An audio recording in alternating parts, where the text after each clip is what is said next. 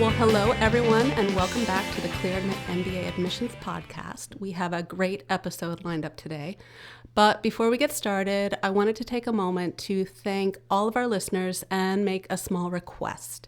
If you enjoy what you've been hearing, we'd really appreciate it if you would submit a quick review on iTunes. Our audience has been growing steadily since we launched just a couple of months ago, which we love, but iTunes reviews can help even more people find us.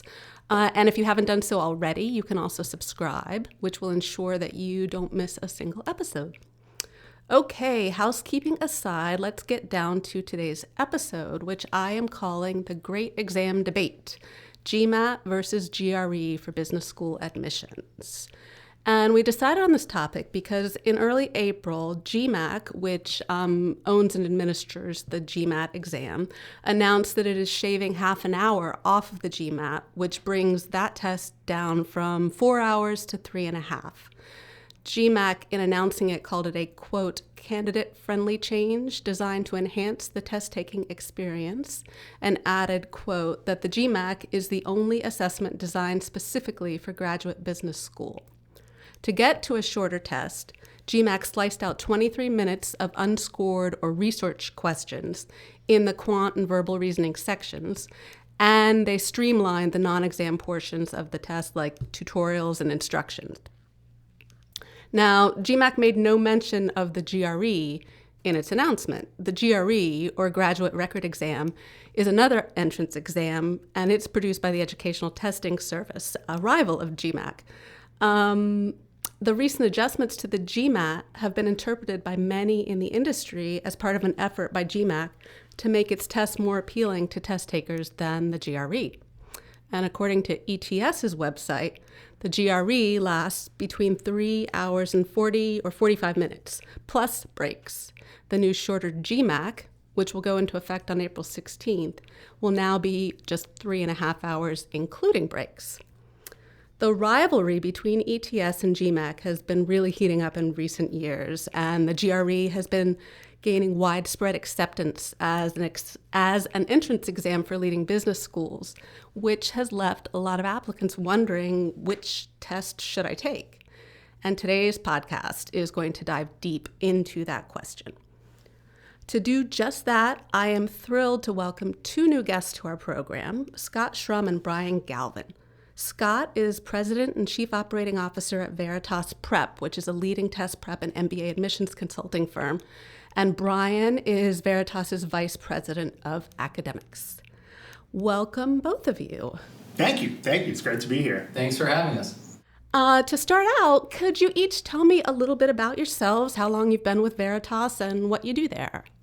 Sure. I think you did a pretty good job of introducing me. I'm okay. She already covered the title and things. I've been teaching for Veritas since 2003. Started teaching the GMAT as just one of the instructors in Detroit. So I've been studying for and teaching the same test for 15 years.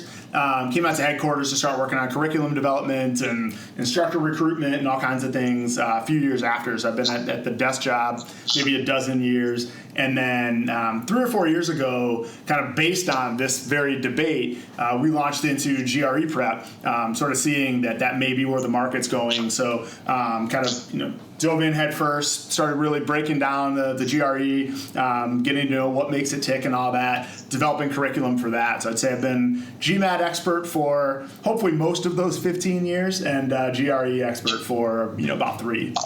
And I'm Scott Schrum, President and COO here at Veritas Prep. And I've been here almost exactly 10 years. And I mostly just oversee most of the day-to-day operations here, including our marketing and sales and operations. And I've been in the industry, I guess, for quite a while now, probably more like 15 years. After a friend and I published a book called Your MBA Game Plan about getting into business school, and through that got to know the two guys who started Veritas Prep and struck up a friendship with them, and had kind of always been around the industry, but it wasn't my full-time job until I joined the Veritas team back in 2008. Terrific. Well, it is really great to have you both. And I appreciate that we've got sort of overall industry expertise as well as a true expert on both of the tests. I am going to invite you, the two of you, to decide who gets to jump in on which question. And I'll let your expertise guide you there. First off, as you mentioned, you've been watching, like others of us in the industry, this increasing acceptance of GRE scores by leading business schools. What's your take on what's been driving this shift? When, why, how has the GRE become a viable alternative to the GMAT? It's been actually going on for some time now. As far back as 2006, believe it or not, is when the first top MBA program started accepting the GRE. And it was originally MIT Sloan that did it, and very quickly you had MIT, Stanford, and HBS accepting the GRE. And once that happened, the dominoes started to fall in the industry. The main thing that admissions officers will tell you is that they really want to expand the pool of people considering MBA programs, and particularly as time has gone on, number of GMATs taken and number of applications to MBA programs in the United States, at least especially coming from US-based applicants, has sort of stagnated. It's had some growth spurts and some declines, but overall it's not particularly growing. And so if you look at the whole thing as an industry and talk about it that way, the industry has been looking at ways to grow the pie and turn more people on to graduate management education. And if you're a business school, one of the best ways to do that is to find people, young adults who either are considering the GRE or have already taken the GRE. That's very common. A lot of people take the GRE while they're still in college or right after they come out of college, because a variety of graduate programs accept the GRE. So, the theoretical person who has a GRE score in his back pocket already, the likes of Sloan and Stanford and HBS wanted to say, hey, don't just go for that graduate program in humanities. Did you know that an MBA is actually not just a purely business degree, but it's a management degree, which to a lot of people sounds like the same thing, but they've been sort of building that story together for the last 10 years. And so the GRE opens up a wider pool of potential applicants and without their having to go and prepare for and take a totally different test. Exactly, and there's other things, not just the students who've already banked a great GRE score, but the GRE, particularly if you go back to when schools first started accepting the GRE was accepted it was administered in more countries. The GRE is cheaper than GMAT to register and take, and it's just generally considered a little more of an accessible test. So MBA programs they always want not just more candidates, but they want more great and more interesting candidates, and this has been an increasing way for them to do that. Diversifying the pool. Yes. It also goes to show a little too that business schools are good at business, which I think if you're applying for an MBA, you want to know at that. It's they're moving up in the pipeline. You think one of the challenges we see with any 26-year-old thinking about an MBA and wanting to take the GMAT.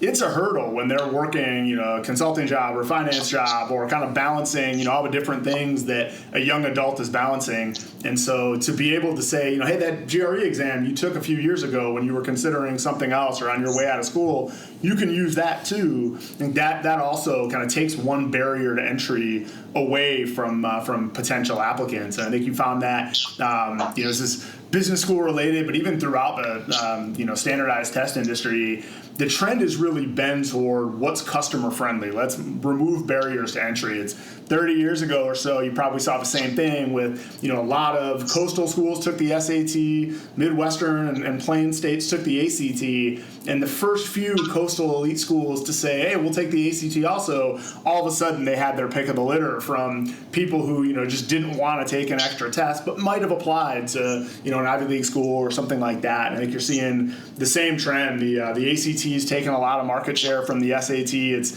seen as a little more straightforward and it's administered in more public schools. The law schools are now taking the GRE, a lot of them, and I think a lot of it is just, hey, let's build the pool of applicants. More applicants is better for us. We get to choose more. We get to look more selective because there are more applicants. We take fewer of them. And so the trend really has been toward what's best for the consumer instead of necessarily, Scott and I were talking even before this.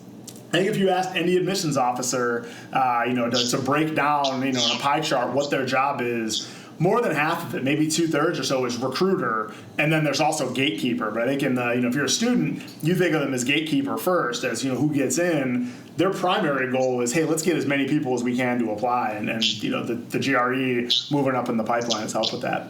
That's a really helpful insight. I've got to say, unfortunately, it was more than 5 years ago when I took the GRE, but the news that I could now apply to business school without taking an extra test was appealing to me. I've also heard organizations like Forte, et cetera, who are working toward expanding the pipeline of women in toward MBA programs, looking to catch younger students. And it sounds like having the GRE as a way for specifically female candidates to apply without an extra hurdle is also a plus. Let's talk a little bit about how the tests compare in terms of structure, recognizing that there have been some shifts just recently in or about to take effect with the GMAT. I think the headline might even be they seem to be more similar than they are different, but some of the differences in flavor are another reason that I think you find the GRE making inroads. So the GMAT, they each have a quant score and a verbal score. They each have the essays, and then the GMAT, back about 6 years ago, so now 2012, they introduced the integrated reasoning section to replace one of the two essays. So each used to have two essays. Now GRE has two, GMAT has one, and the big differences really are on the GRE is adaptive by section, whereas the GMAT's adaptive by question. So they're each computer adaptive or computer administers tests that adapt to their current perception of your ability.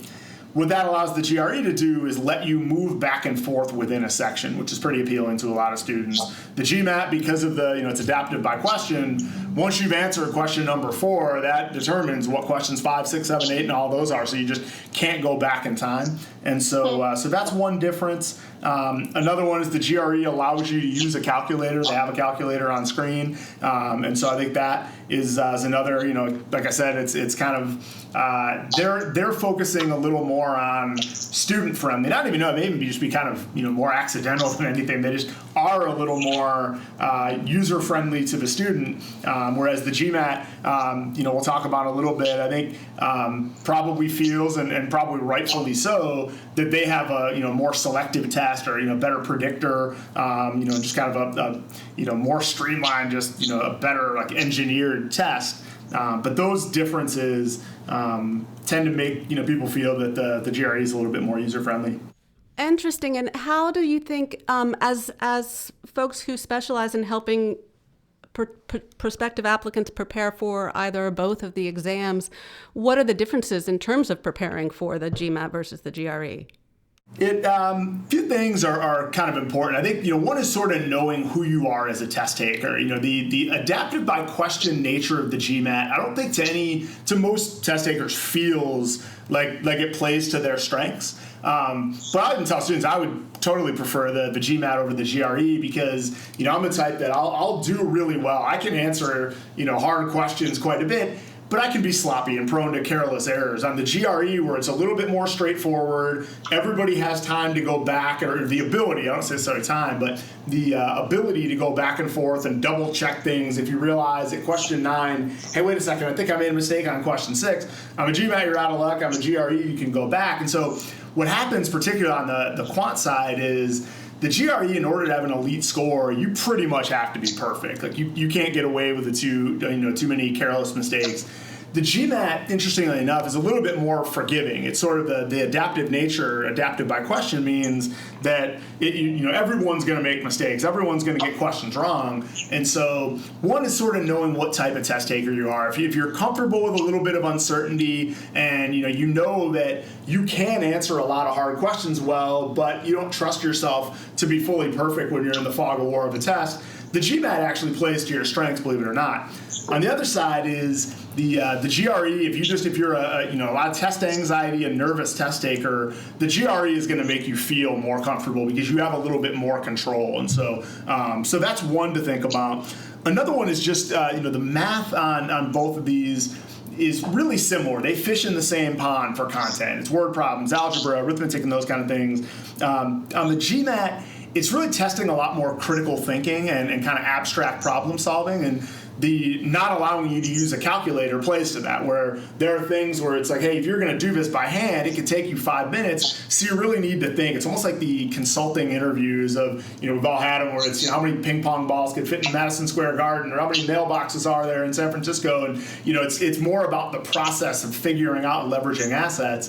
The GRE is a little more classic, straightforward. It's, can you do the math or not? And so if you feel that kind of being in that narrow focus world of, hey, I'm just going to execute a lot of calculations and try to be as perfect as possible, you're more on the GRE side. The GMAT is a little more, again, a little, I don't say mad scientist because that probably gets a little too opinionated, but it's a little more of that, hey, I'm not going to be perfect, but I can win some battles that you might not think I would. And so both the format and the delivery of questions kind of play in that way.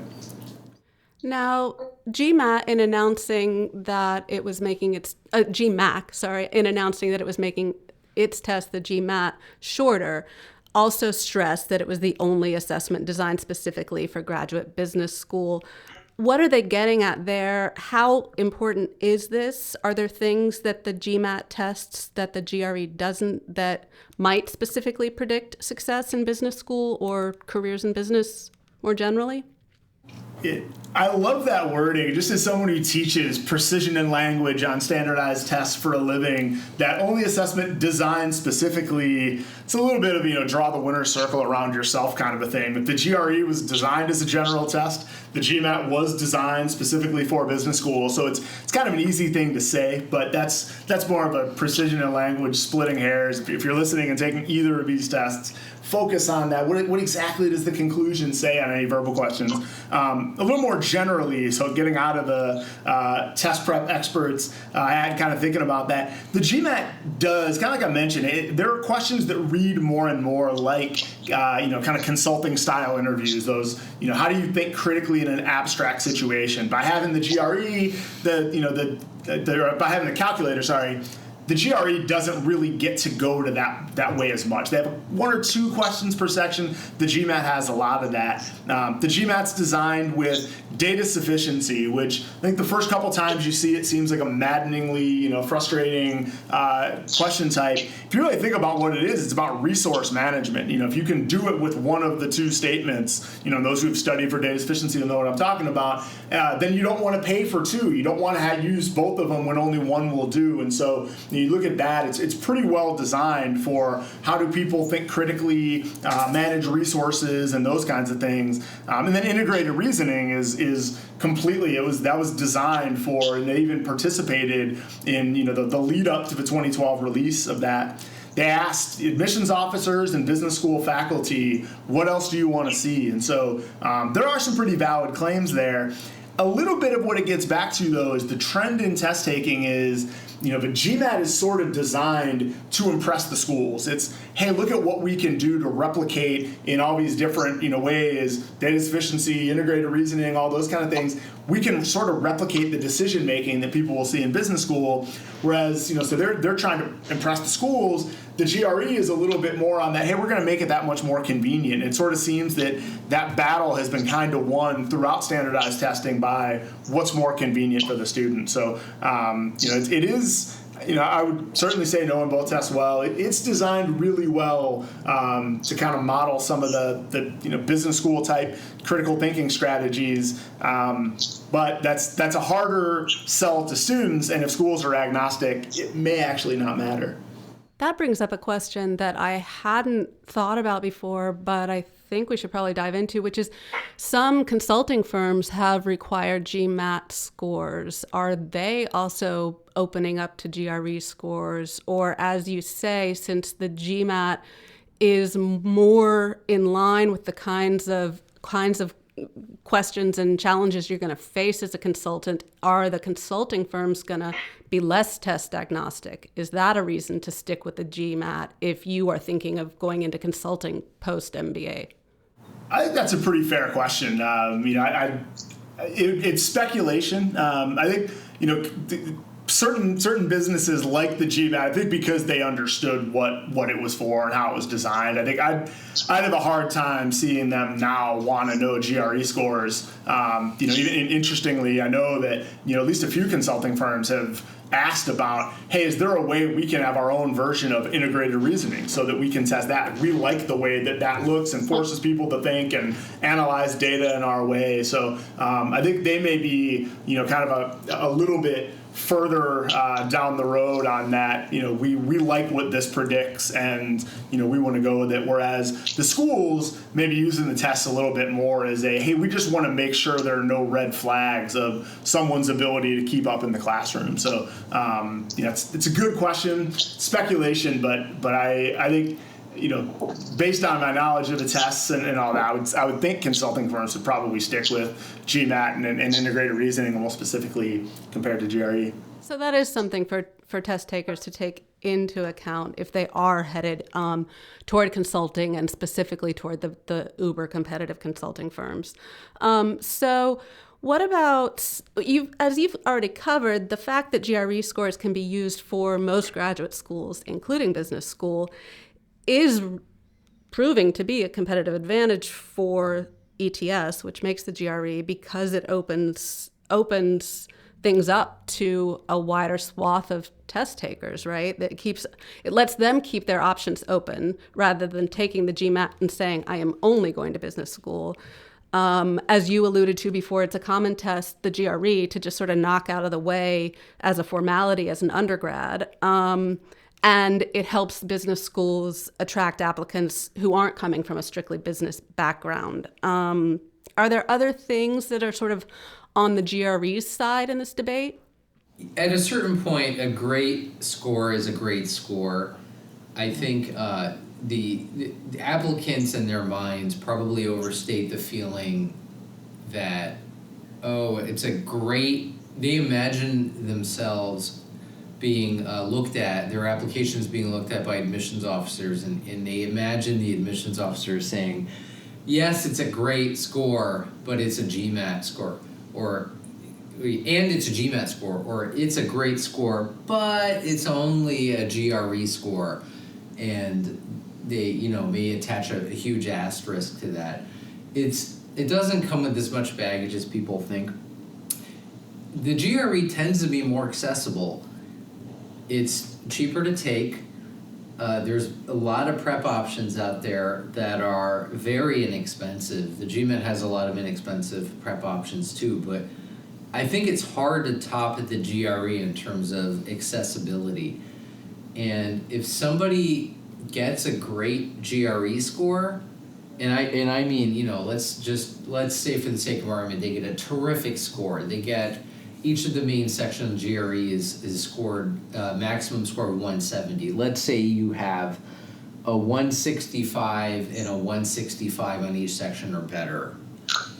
That's at that point, if that candidate is still concerning him or herself with, should I try it again and get a higher score, or but it's quote unquote only a GRE score. Should I focus on the GMAT now? I would advise that applicant to start focusing on other parts of their application instead. And consider that more than good enough. And I do think you make such a good point. And every admissions director I've ever spoken to has stressed that it's a holistic process and that anyone factor, that your essay or your interview or your score is just that one factor. So obsessing too much over any one factor, I would agree, is the wrong path to take. Obsessing over any one factor to the point where it's starting to pull you, the applicant, away from other factors, and you're spending less time on developing your essays, or this is extreme, but you're spending less time on your job or getting involved in your community because your nose is just buried in a GMAT or a GRE book. That's somebody who's probably gone off the test prep deep end. Lucky for you, perhaps. I'd say that probably bodes well for your business, but we want to keep the sanity of the applicant in mind. So, what about the perception that and you've spoken to this a little bit, but I'd like you to be a little bit more direct. The perception that the math on the GMAT is harder than the GRE, and so people who don't have as strong a math background might gravitate toward the GRE. You've said that the GRE is more straightforward. Is that code for not as hard? I can even say it's not as hard. It's question by question, it's not as hard.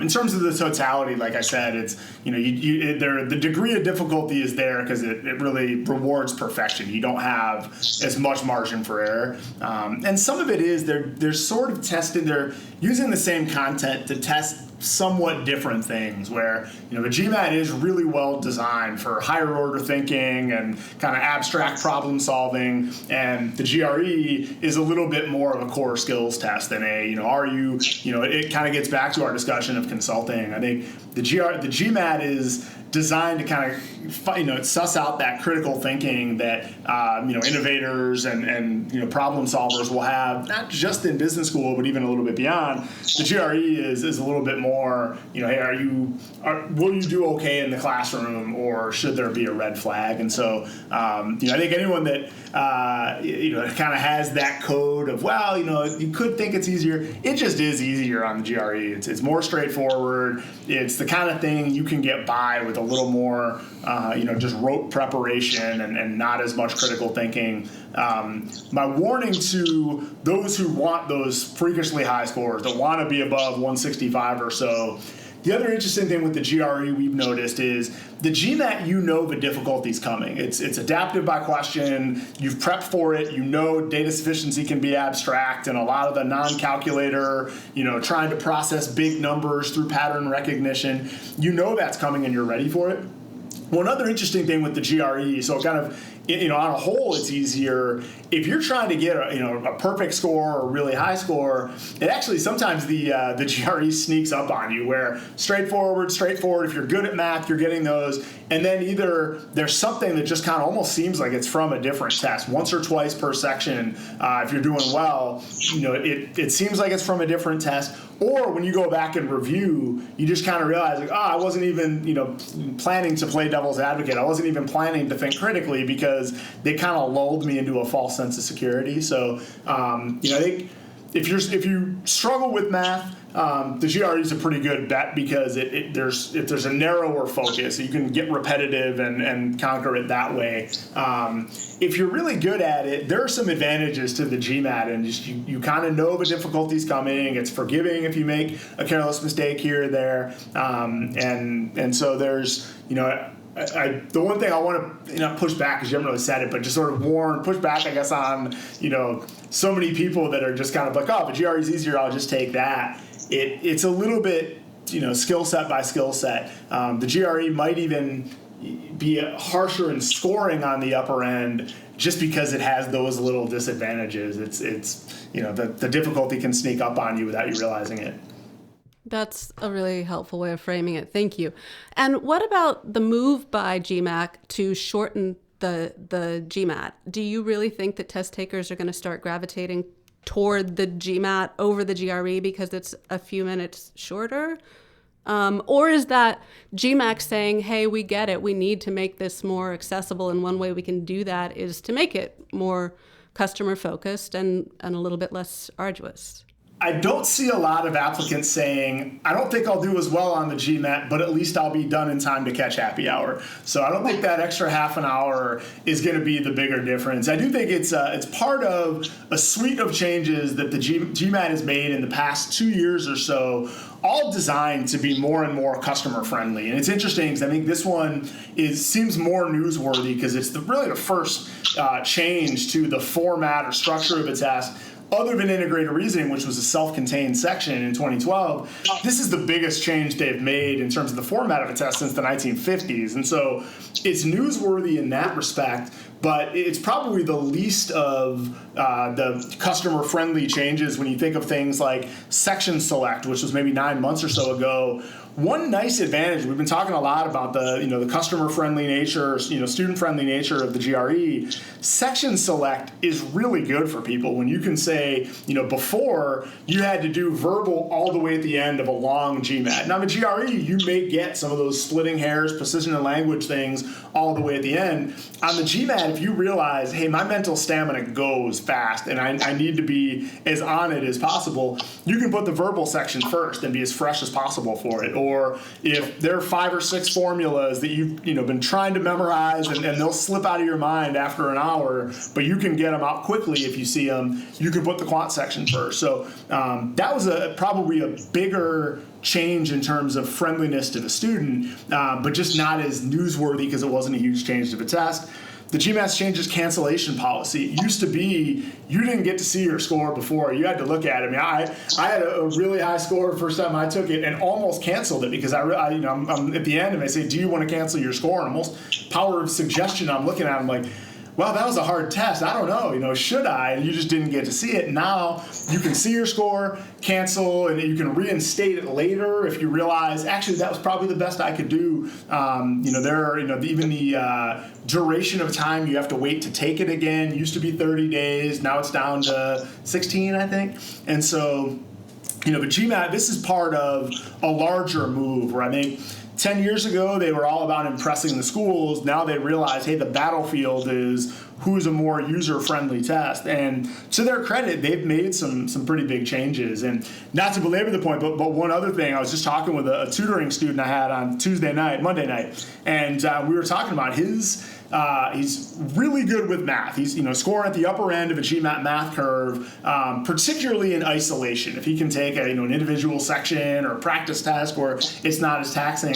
But on the real test the last couple times, he's found that he wants to put verbal first because that's what he's weaker at, and he wants to start working on that. And that works well for him, but then his quant score suffers. And the last, another big thing GMAT has done is they give you this enhanced score report that tells you how you're doing in the first 10 questions versus the last 10 questions and all those things. And one of the things I was telling him is, he's taking the test on May 1st. I said, hey, the verbal section is shorter, the quant section is shorter, your stamina is going to take you. If you used to be exhausted and just really struggling on the last 6 or 7 quant questions, guess what? Those don't exist anymore, and so you're going to be able to put your best foot forward. So I think in terms of just shaving a half an hour in a vacuum, probably not the biggest. When you combine it with the fact that you can order the test, based on your strengths and weaknesses and preferences, there are some real advantages there to being able to, to let your stamina last longer, put your best foot forward, and all those things.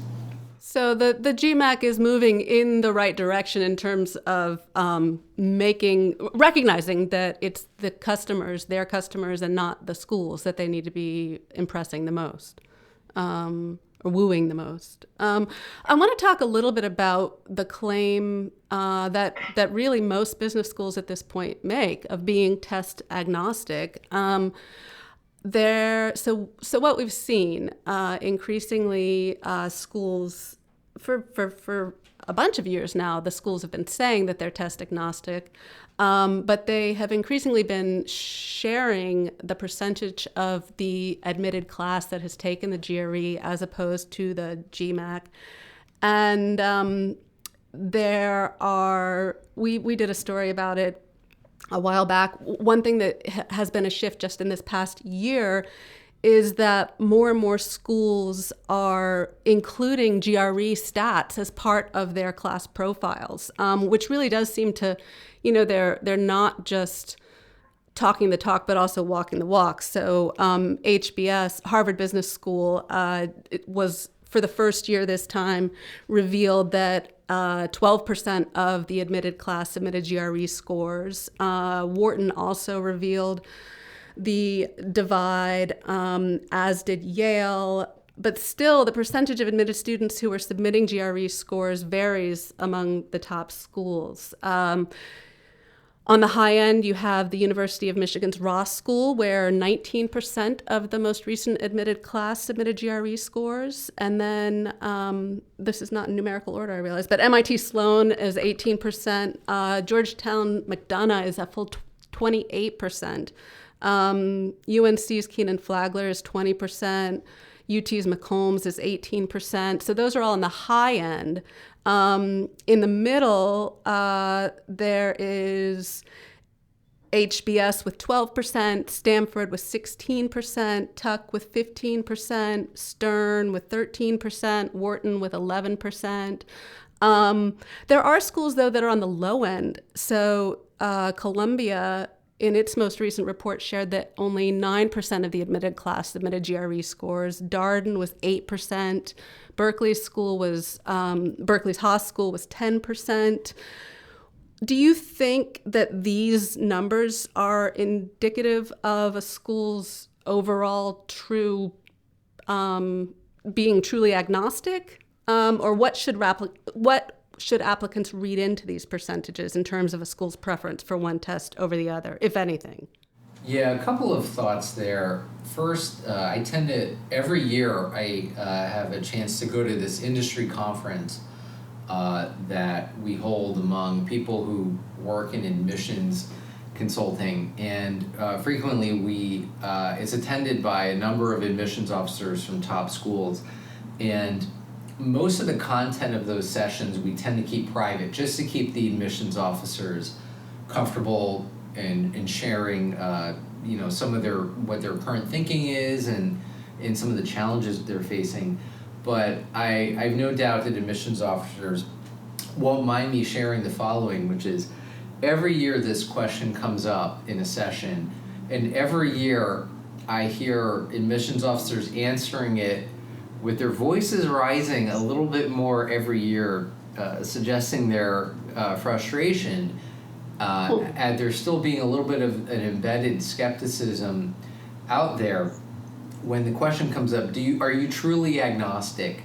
And they're getting to the point where their voices are starting to crack, and they're starting to pound the table a little bit and say, yes, we are completely agnostic, and we don't know how else to explain this to people, particularly applicants, because I think the people in that room mostly got it.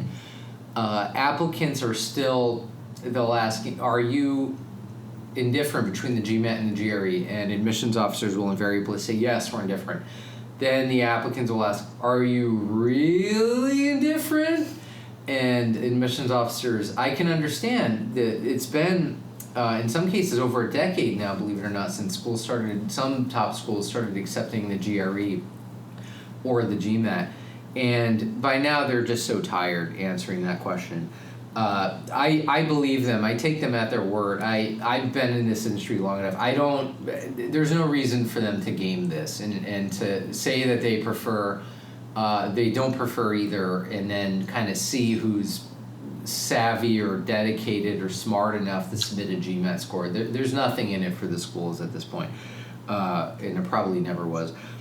Regarding the percentage of admitted students, I love that the schools are starting to share maybe that's part of the frustration that you were alluding to. They're like, what else can we do to prove? And maybe that is it. I'm glad the schools are starting to share some of these statistics, such as the average GRE score and the percent of admitted students who have it.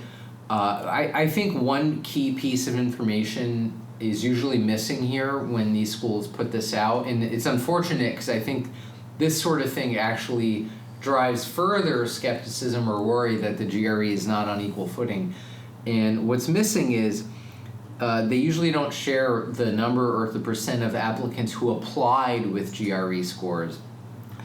And so people see, Haas only 10% of their admitted students accepted a GRE score, and people immediately say, oh, okay, well, the 90% submitted a GMAT score. I need to submit a GMAT score. This is very consistent with the proportion of people who are actually submitting GRE versus GMAT scores. And if people are still skeptical about that, they need not look any further than look at the New York schools. And you mentioned Columbia, and their very low percentage of people are admitted submitting a GRE score. Columbia skews very heavily towards people in finance, coming from the banking industry, and not exclusively banking, of course, but I would say the New York schools, as well as Wharton and Booth, consistent with their reputations, they attract a lot of finance people. The people who tend to be more traditionally on that path and maybe have coworkers who've already gone to business school and they're picking their brains, that GMAT only mentality I think lives on more strongly with that crowd. And it's just, they're more, in many cases, in a top consulting or banking firm, you do 2-3 years tops as an associate at Goldman Sachs, say, and then you go to business school and get your MBA and then potentially return to the finance sector in some form. For those people, the GMAT more fits their model of what they expect to do. Again, those aren't the people that business schools are thinking of first when they started accepting GRE scores. They're interested in casting an even wider pool. It doesn't mean they don't want the finance applicants, but they love having the variety. And it doesn't surprise me at all when you see a Columbia is that low. Would Columbia turn away somebody who submitted a terrific GRE score only because they submitted a GRE score? I strongly doubt it. Right. And to your point, Columbia, like every other school, even though they may send a larger percentage of their graduates into banking, is looking for that diversity in the classroom. So they have incentive to accept people with GRE scores who come from less traditional backgrounds. Positively, you're right. Even a Columbia or a Stern, they want a wide variety of applicants. They market the heck out of their non-finance programs and clubs, such as their marketing club and their nonprofit NGO clubs. And so if they attract some more people, imagine if you're the admissions director at Columbia Business School and you actually attract some potential candidates away, some really rock star candidates from some of the other graduate programs at Columbia. Well, hey, game on. You know, they want the best applicants and not strictly the finance people. It's not that they don't want the finance people, but they know they're going to come. So they accept the GRE to try to attract more people. And I really believe them when they say they don't discount a great GRE score. Now, what about the perception among some applicants that by taking the GMAT, you are sending a message to business schools that you're really serious about business school and that somehow that's an advantage? That you're not just taking the GRE and you might go to get your PhD in English, or is there some advantage to that signifier, or is that sort of an old theory that's past its prime? I think it's, for the most part, an old theory that's past its prime. If you think about it, the schools are all publicly broadcasting, they're telling applicants on the phone, they're telling applicants in info sessions, we don't care, give us either. For them to then turn around and say, yeah, but he submitted a GRE score, so that's, we tricked him. We discovered he's not truly interested in the GMAT, or he's not truly interested in business school. That's just entirely consistent with their actions. I think 5-10 years ago, that was true. And in the earlier part of this decade, I think we advised applicants on that a lot more. Yours truly told applicants that. Yours truly wrote blog articles saying the same thing. I think that's a little, and I don't regret doing that, but I think every year it's a little less true. Now most applicants they don't even remember a time when business schools only took the GMAT. Brian and I are old timers, and for somebody who graduated from college, say in 2012 or 2013, and is right in that sweet spot of when people typically apply to grad programs like MBA programs, they really don't know a world where it was GMAT only, and admissions officers are thinking the same way, and that thinking's basically passed. So most of the top tier business schools at this point have moved toward being public about the percentage of admitted students who took the GRE and even sharing what average scores are. There are a couple of holdouts, those being the University of Chicago's Booth School of Business and Kellogg School of Management.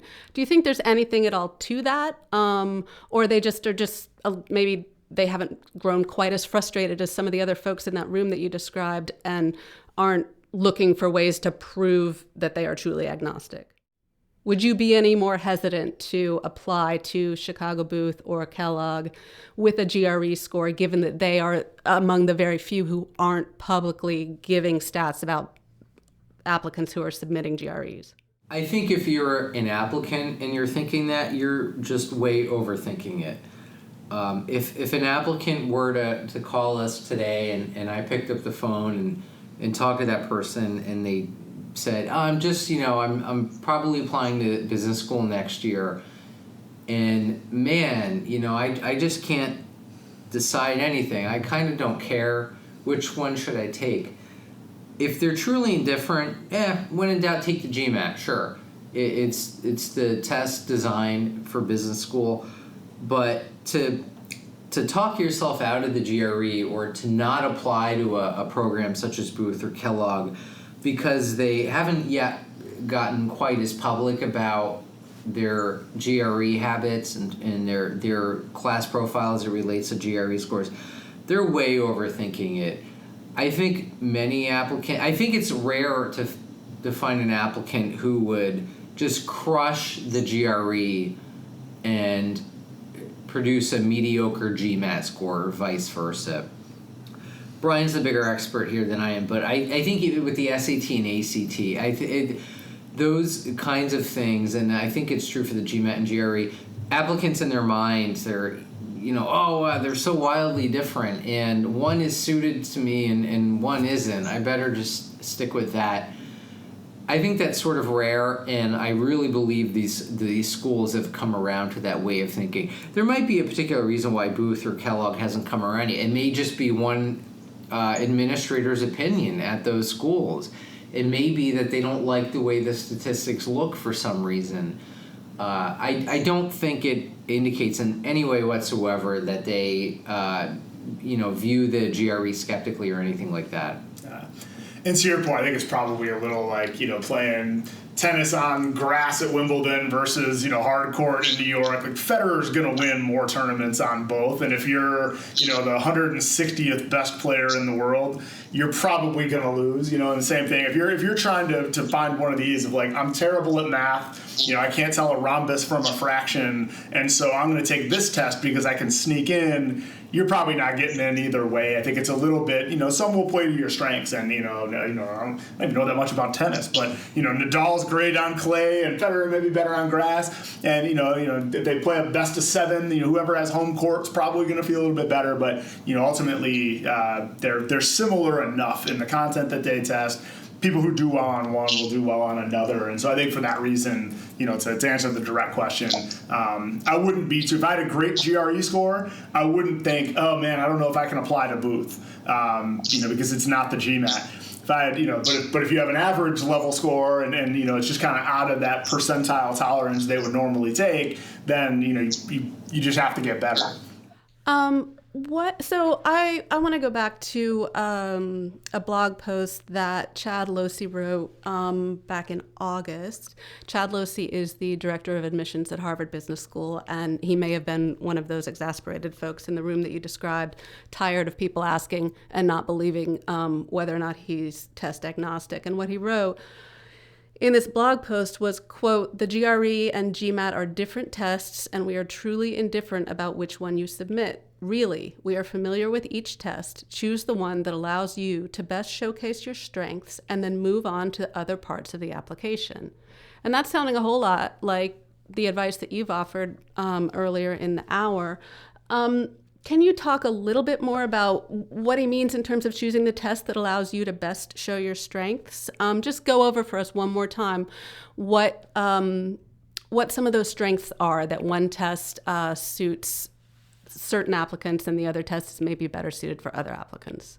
Yeah, great question. And this is one we talk to students about a lot. I think one of the headlines is they fish in the same pond for content. They're more similar than they are different. And so so one advantage is if you've studied for one of the tests, it will help you on the other. In terms of differences, I think. You mentioned before, I think the GRE is a little more, particularly on the quant side, the verbal sides, they have their different flavors really of the same thing, and I'll get to that in a second. On the quant section, the GRE, I tell people that if you're a little bit more of a perfectionist, you're a machine, you don't make mistakes, you kind of hate chasing abstraction, and you struggle with some of those consulting style interviews, but if there's a concrete answer and a concrete path to get there, you'll get there, you'll dot your I's, cross your T's. The GRE kind of plays to your strengths. We actually have one of our longtime GMAT instructors wanted to also teach the GRE, had students, taking it, wanted to be able to help out, and wondered if he could teach for us, and went in and took the GRE, scored a perfect 170 on both sides of the exam, so we were happy with that. Said, the really study came from helping proofread our books. But the one thing he said that really stuck with me was, he said, you can move back and forth with the GRE, and if you're pretty good with math, you will have time at the end of that section, but you better use it. He said, it's, you're going to have to go back and really split it because you just can't make mistakes, and, you really have to go back and it's your competitive advantage is going to be using those extra 3 minutes at the end of a section to go in and just, the 8 questions you thought maybe you made a mistake on, or you might have, misinterpreted, you have to go back and finish those up. The GMAT's a little more forgiving in that it's just inherent. People will make mistakes, and Scott has a great story about realizing is it the one with just a pretty basic concept actually at number 5 or something, realizing like, oh man, I got that one wrong right after submitting it. But it's forgiving. You can make a couple of mistakes and come back from it. So the GRE plays to your strengths if you're a little bit more of a machine, like a B+ machine on math, whereas if you're the someone who can get A's but will miss some kind of some strange stuff, the GMAT plays a little bit more to your strengths because of that forgiving nature. On the verbal section, I hate the advice that, because basically they each have reading comprehension. It's similar with slightly different flavors. Those who've studied for either test, the GRE is a little more inference heavy, those kind of must be true, split hairs questions. If you think about the GRE, also has to serve literature programs and different kind of liberal arts type programs. And so they get a little more, I don't say obscure, but, you split hairs a little bit more on the verbal section on the GRE and reading comprehension. They each have what we call critical reasoning, or the LSAT calls logical reasoning, but those kind of one paragraph, one question type things. And then their kind of signature, hey, don't call it what everybody calls it section. On the GMAT sentence correction, people call it grammar. On the GRE, it's text completion and sentence equivalence. People call it vocabulary. They're really both kind of deep reading comprehension. Do you understand the meaning of the sentence and those kind of things in more of a narrow context? And so the advice I think people kind of give if you don't know much about what's going on is, well, if you're better at grammar, take the GMAT. If you're better at vocabulary, take the GRE. I would advise anyone, if you're concerned about, hey, where would it play to my strengths on verbal, do 25 or 30 questions of each type. Some of the, quote-unquote vocab, which is sentence equivalence and text completion on the GRE, sentence correction on the GMAT, and just kind of see, based on how you do and how it feels, what plays to your strengths. Because they're kind of different flavors of the same thing, and I think they're both getting at kind of localized reading critically for meaning, whether it's, how does the structure of the sentence affect meaning, or how does this particular word word being in here affect meaning? And so some of those are, like we said, it's the difference between, playing tennis on grass versus clay versus hard court. You're still playing tennis here. You're still reading critically. And so you'll want to do a little bit of work on both just to see kind of what speaks to you a little bit more. Terrific. Well, we've covered a lot of ground here. Is there anything I haven't asked about that you think is important for applicants to consider when they are trying to decide between preparing for and taking the GMAT versus the GRE, or the differences between the two tests, or the value of one over the other for specific applicants?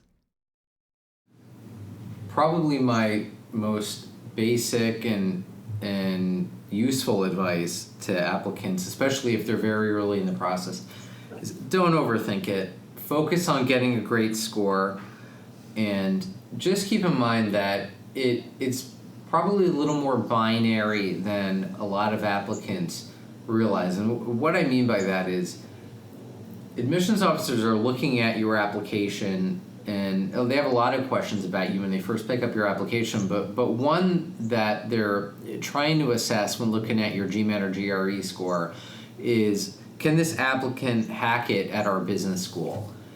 Is, just is he or she smart enough to kind of, cut it day in and day out in the academics?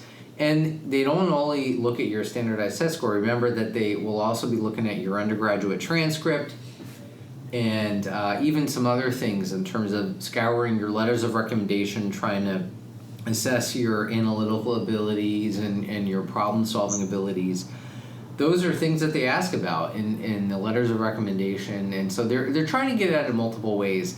And don't overthink it. If you've got a great GMAT score, awesome. Move on. If you've got a great GRE score, awesome. Move on. And remember that they're really just trying to answer that basic question, and they're trying to get at it using a couple of pieces of information, and a very important one being your standardized test score. Just don't overcomplicate it, and don't try to outthink or outsmart the admissions officers. Remember, they have a hard job. When they first pick up your application, they probably have no clue who you are in most cases. And you want to make it as easy as possible for them to envision you as a successful student at their school, somebody who can successfully navigate the job recruiting process, depending on what you want to do. And will you just kind of be somebody that they'll be proud to call a graduate of their program? The GRE and the GMAT can do that equally the same for you. And if you land a great score, your work is done there. So let's take the schools at their word that they are test agnostic. Let the candidates choose the test that suits them best, do as well as they can, and spend the rest of the time focusing on writing the perfect essay, or acing the interview, or bulking up their extracurriculars after they've submitted their application. Let this just be one point, one factor, and believe also that the schools are truly holistic in their approach to evaluating candidates. And I'd also add, students should realize they're in the driver's seat. The tests are competing for their eyes, so just kind of ask for what you want. Maybe 6 months from now we're doing this again because GMAC has announced that it's serving avocado toast during the break. So ask them for what you want. The customer's always right, and it seems that that's the case nowadays in regards to testing. That's a really good way to look at it. And yeah, it's clear that ETS and GMAC are fighting hard for a single pool. So the test takers really are in the driver's seat. Well, this has been great. Thank you so much. And if you do need help preparing for either the GRE or the GMAT, I am certain that Veritas Prep can help you out. You do help applicants with both. I think that's everything. Thanks a million for joining us, and we'll look forward to having you on again when we have other test-specific topics. Thanks a lot, Jeanette. Perfect. Thank you.